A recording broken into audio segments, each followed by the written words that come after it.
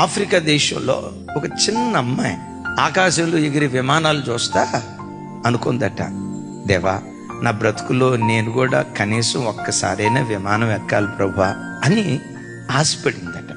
వాళ్ళ అమ్మకి చెప్పిందట, అమ్మా నాకు ఇలా విమానం ఎక్కాలని ఉందమ్మా అని. అంటే ఆ తల్లి అందట, కలలుగానరా, ఆశపడరా, మనం ఆరాధించే దేవుడు ఆశకున్న ప్రాణాలను తృప్తిపరిచే దేవుడు.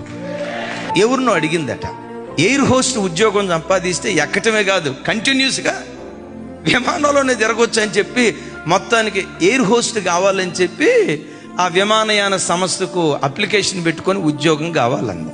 ఈ అమ్మాయిని చూసి, పొట్టిదాని అమ్మ, నీ పర్సనాలిటీ వాళ్ళకి ఎయిర్ హోస్ట్ ఉద్యోగం రాదు, ఆ ఎయిర్ హోస్ట్ ఉద్యోగం రావాలంటే మంచి హైట్ ఉండాలి, అందం ఉండాలి, నీకు రాదు అన్నారంట. సరే ఎయిర్ హోస్ట్ ఉద్యోగానికి నేను పనికి రాలేదు, కనీసం పైలట్ ఉద్యోగానికి నేను పనికి వస్తానా?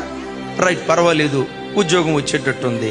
ఎందుకో సడన్గా అమ్మాయికి ఒక చిన్న బిజినెస్ పెట్టాలని ఆలోచన వచ్చింది. చిన్న బిజినెస్ పెట్టింది, దేవుడు దాన్ని ఆశీర్వదించాడు. ఇంకొంచెం పెద్ద వ్యాపారం, దాన్ని దేవుడు ఆశీర్వదించాడు. చివరికి ఆ అమ్మాయి విమానయాన సంస్థనే ప్రారంభించిందట. మీ తండ్రిగా, మీ అన్నగా నా చేతులెత్తి మిమ్మల్ని దీవిస్తున్నాను.